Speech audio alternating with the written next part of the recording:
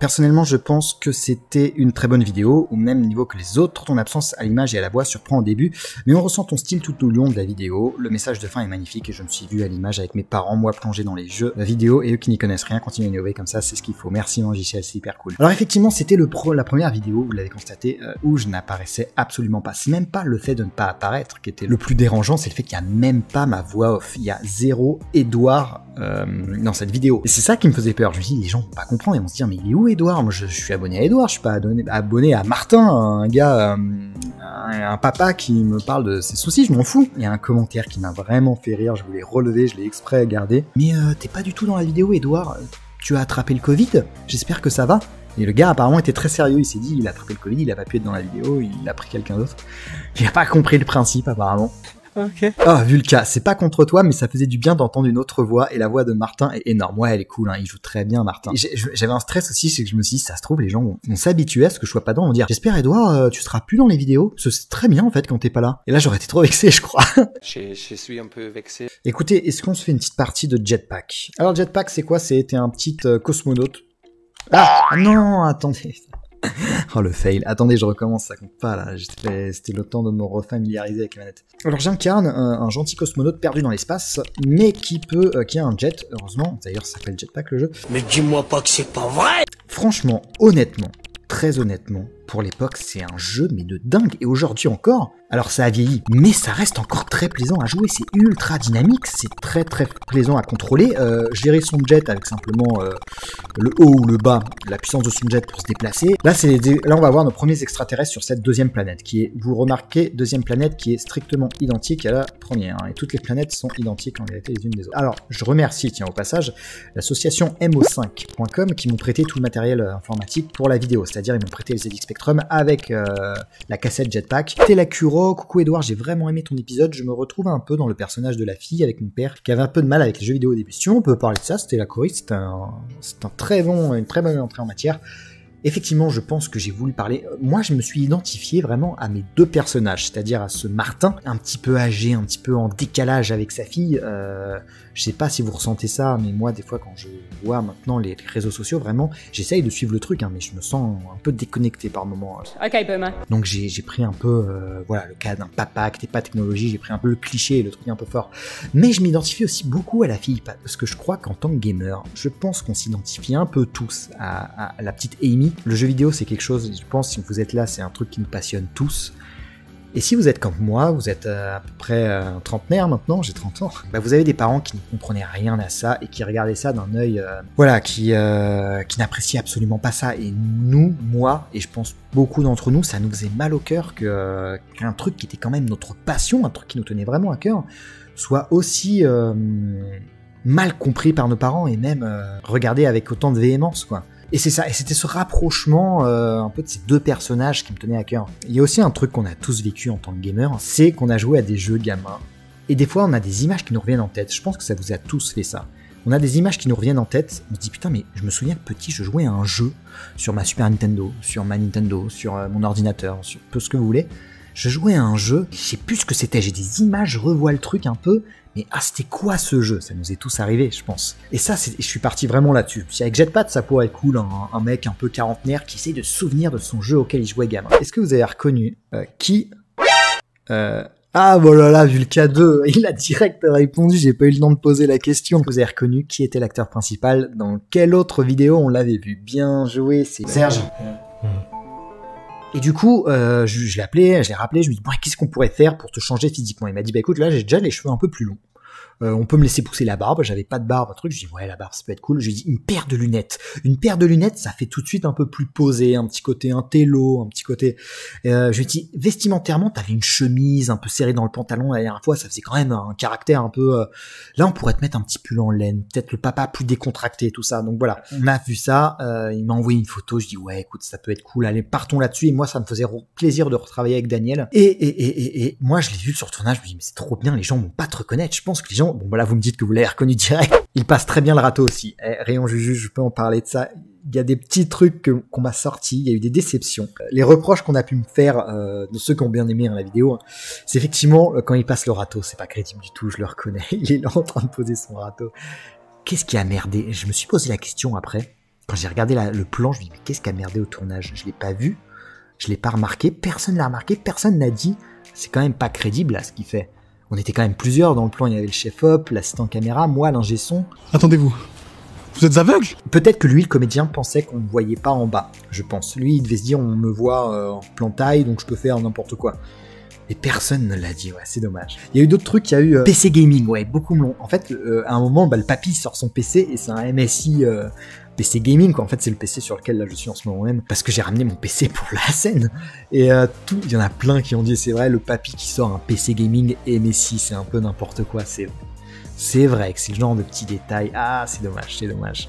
De toute évidence, une rupture du continuum espace-temps a produit une nouvelle séquence chrono-événementielle, entraînant l'émergence de cette réalité alternative. Jeu bizarre, j'ai adoré le moment de la vidéo où le papa de Martin lui dit qu'il reste collé à son téléphone depuis qu'il fait ses recherches. Ouais, c'est sympa ça. C'est la bonne idée pour démontrer le lien intergénérationnel entre le père et sa fille. C'est vrai, le bizarre, j'y ai même pas pensé, mais c'est vrai ce que tu dis. Le papa qui dit t'es tout le temps à t'abrutir là-dessus, et au final, c'est lui qui est sur son tel, et c'est vrai que j'aurais peut-être pu plus jouer là-dessus, hein, maintenant que tu me le révèles. Il y a des trucs, des fois, des commentaires que je lis, même les commentaires YouTube, où je me dis mais c'est dingue, j'avais pas pensé à ça, mais oui, je me dis soit c'est des fois tu mets des trucs, c'est inconscient, tu t'en rends pas compte, soit les gens vous font des liens qui sont hyper cool. Là c'est un très beau lien que tu as fait, ouais, c'est vrai. Ah, on va parler des enfants, on n'en a pas parlé, il y a 2 enfants dans la vidéo, je sais pas si vous l'avez remarqué. Alors je vous explique ce qui s'est passé. En fait on est allé tourner chez Eddie. Eddie, est-ce que tu es dans le chat? Si tu es dans le chat, peux-tu te manifester? Ce serait trop cool.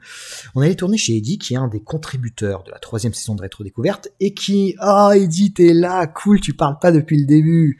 C'est trop bien. Donc Eddie, qui est là, qui est dans le chat, c'est trop bien, qu'un des contributeurs de la 3e saison, qui nous avait très gentiment proposé de venir tourner un épisode chez lui.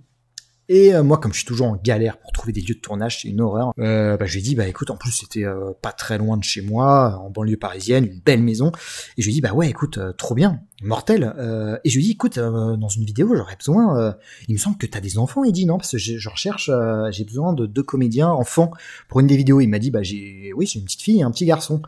De tel âge. Et j'ai dit, mais putain, c'est mortel, c'est pile ce que j'ai besoin. Est-ce que éventuellement ça pourrait les intéresser de tourner dans une vidéo? Et tu m'as dit tout de suite, Eddie, tu m'as dit, mais oui, carrément, ça les intéresserait, oui, ils seraient partants, ça les amuserait, et puis voilà. Et je t'avais dit, bon, par contre, il faut quand même que je vienne faire au moins les voir, et puis faire une petite lecture, surtout avec la fille, avec Ivy, qui est la comédienne qui joue donc Amy, pour au moins qu'on voit que ça passe, que si la pauvre, si vraiment elle tremble, qu'elle est pas bien, juste à nous faire une répétition devant la caméra, ça marchera jamais, donc faut au moins que je fasse ça. Et je lui avais dit, bon, pour Wyatt, qui est le garçon, j'ai dit, bon, là, il n'y a pas de problème, il n'y a pas de dialogue, donc aucun souci. Ce qui a été une grosse erreur de ma part, je vous en parle juste après. Et donc, on est venu, on a mangé ensemble, c'était hyper chouette, merci encore Eddie. Et on a fait une lecture avec Ivy, et elle était à l'aise, il n'y avait pas de souci, donc je me suis dit, écoute, nickel, très très bien, et puis voilà. Forcément, c'est pas des comédiens, ils ont pas fait de théâtre, ils m'ont rendu service, encore merci à Ivy et à Wyatt d'avoir participé à la vidéo, c'est trop chouette. On a un peu bossé, etc., le jeu, avec le comédien. J'avais prévenu le comédien, bien sûr, Daniel, donc, qui joue Serge, je lui avais dit, bon, les enfants, c'est pas des comédiens, quoi, on va essayer un peu de les mettre à l'aise, etc. Donc ça a très bien marché. C'est vrai que là où je dis que ça a été une erreur, c'est que avec Wyatt, donc finalement, et j'ai été bête de pas le voir, ça c'est vraiment une erreur de ma part, son rôle était 10 fois plus difficile, paradoxalement, que celui d'Ivy. Jouer quand t'as du dialogue, etc., c'est... D'ailleurs, Ivy s'en sort vraiment très bien. C'est finalement plus simple que quand tu joues un truc, une émotion qui est intérieure. Et Wyatt, donc le comédien, on était là, donc on avait installé toute la déco, etc., vous savez, les scènes du passé, avec un peu cette ambiance néon, rétro, un peu magique, quoi, qui me fait rêver. Et je demandais à Wyatt, du coup, de venir et d'arriver devant le PC et de jouer un peu l'étonnement et surtout l'admiration face au PC, qui donnerait un truc un petit peu comme ça. Si je vous le fais, il arrive. Un truc, waouh, c'est ouf, c'est dingue. C'est de toute beauté. Et c'est hyper dur à faire. Surtout pour quelqu'un qui n'est pas comédien. Et le pauvre Wyatt qui essayait, il ouvrait la bouche, ça donnait quelque chose de vraiment pas naturel. Et on n'avait pas eu le temps de travailler avant, pas eu le temps d'essayer.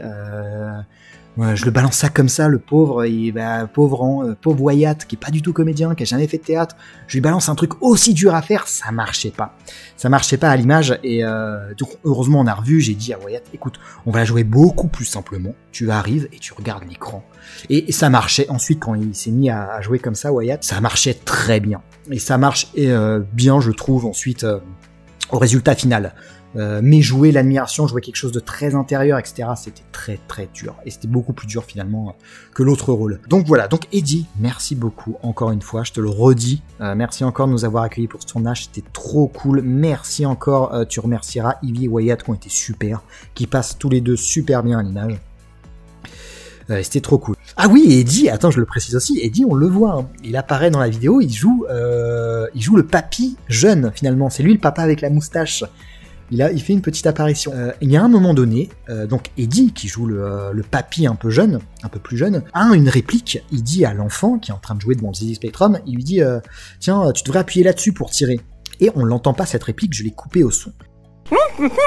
Eddie, ce n'est absolument pas. J'ai oublié de t'en parler. J'ai pas du tout coupé cette réplique parce que tu l'as joué mal, pas du tout. C'était très juste, il y avait aucun souci.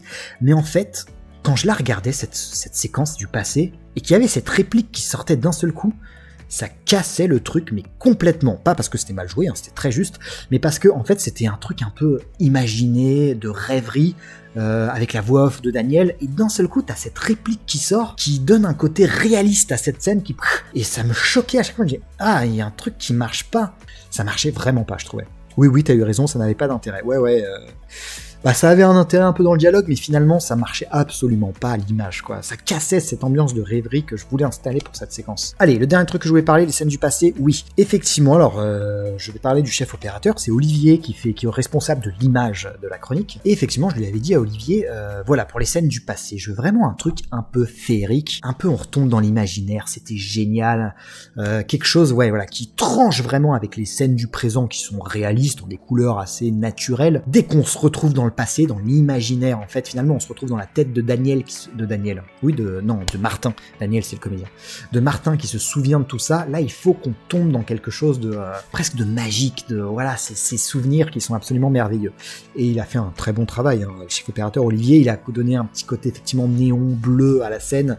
Et c'est lui aussi, et ça je le remercie, qui a ramené les costumes, le petit pull Boulet Bill. Il y en a plein qui l'ont adoré dans les commentaires, qui ont dit qu'ils avaient le même quand ils étaient petits. Ça c'est le genre de petits détails qui ajoutent vraiment du cachet à la vidéo. Le petit pull Boulet Bill que porte Wyatt dans la vidéo, et la veste Nike que porte Eddie aussi, le papa, vraiment truc des années 80 typique. Ça marche hyper bien. Watachumi qui dit il est top le pull. Mais ouais, ça marche vraiment bien. Il y a un autre truc dont je voulais vous parler, c'est le dernier truc que j'ai noté, après ma prise de notes sera futile. On va parler émulation, les cocos. Sujet qui fâche dans le milieu du rétro gaming. L'émulation, il y en a plein qui sont complètement contre et qui trouvent ça pas bien. Qui trouvent que ça dénature ce que vraiment étaient les sensations de l'époque. C'est en partie vrai. Bien sûr que si, moi je suis un pro émulation pour tout vous avouer, mais bien entendu que si demain vous vous retrouvez dans une convention avec le ZX Spectrum et Jetpack installé, et à côté un PC moderne avec Jetpack émulé, je vais vous dire, mais foncez sur le ZX Spectrum, testez ça sur le ZX Spectrum, bien sûr. Mais si aujourd'hui vous avez envie de tester Jetpack, là, après ce live par exemple, ou de faire un live sur Jetpack, là, juste après après tout qui sait, tout est possible. Après ce live, comment vous faites? Vous allez essayer de vous procurer un ZX Spectrum, il vous faut un écran PC d'époque qui fonctionne, il vous faut la cassette du jeu, tout ça encore en état de marche, foncez aller émuler ça, vous prenez même pas la tête, émulez. Bref. Et moi, il y avait un truc qui me tenait à cœur dans cette vidéo. Un truc que j'aurais pu faire dans le scénario, c'est que le personnage de Martin retrouve le ZX Spectrum dans le grenier de son père et revient avec le ZX Spectrum et fait jouer à sa fille sur la machine d'époque. J'avais vraiment pas envie de ça. Pas parce que je suis pro-émulation comme je vous l'ai dit et que j'avais envie de parler de l'émulation, c'était pas ça, je m'en fous en vrai. Je dis que je suis pro-émulation parce que c'est pratique pour faire des lives, c'est pratique pour capturer mes images de jeu. En vrai je m'en fous, en vrai je préfère vraiment les machines de l'époque, c'est juste que j'ai pas les moyens de me les acheter. Pour moi c'était vraiment hyper important que le ZX Spectrum, en fait, que la machine, elle ne soit que présente dans les scènes du passé, que ça reste dans le rêve, dans le fantasme. C'était une époque de dingue avec des machines de dingue. Et aujourd'hui, c'est trop compliqué de refaire vivre cette magie, donc effectivement, ça casse un peu le truc, et c'est l'émulation. Le moyen un peu facile de rejouer à ça, de redécouvrir les jeux, c'est l'émulation. Ça me tenait à cœur qu'il arrive à faire jouer sa fille via un émulateur. Mais cette magie, elle est encore possible, et bien sûr, grâce au festival. Je vous invite, peu importe où vous habitez en France ou ailleurs, des conventions et des festivals sur du rétro gaming, il y en a partout. Vous en avez forcément un pas très loin de chez vous. Je vous invite à y aller et à tester les anciennes machines. C'est là que vous retrouvez un peu cette magie et ce truc. Il y a des associations comme Emo5 qui préservent toutes ces anciennes machines et qui vont aussi participer à des conventions à la Paris Games Week, à la Japan Expo et à des plus petites conventions où ils viennent avec toutes ces vieilles machines pour les faire redécouvrir au public. C'est génial ça, c'est hyper chouette. Mais c'est pas accessible à tout le monde d'avoir ces machines-là et de les faire fonctionner. Et c'est pour ça que je voulais vraiment que le ZX Spectrum et toute cette machinerie, etc., tout ce côté old school reste dans l'imaginaire, reste dans le côté waouh, c'était le passé, c'était merveilleux, on fantasme ce passé, on va pas se mentir, on le fantasme. Comme vous, je sais pas s'il y a des jeunes dans le chat, mais tous les jeunes là de 5 à 15 ans, vous inquiétez pas que plus tard vous aurez... vous rêverez de ah la Switch c'était vraiment chouette à l'époque, etc. Vous inquiétez pas, on sera tous nostalgiques de notre passé. Et voilà, et c'est quelque chose qui me tenait à cœur vraiment de distinguer l'aspect réel du ZX Spectrum, du jeu vidéo, du micro-ordinateur et l'aspect émulation du présent. Voilà, c'est une distinction que je souhaitais vraiment faire.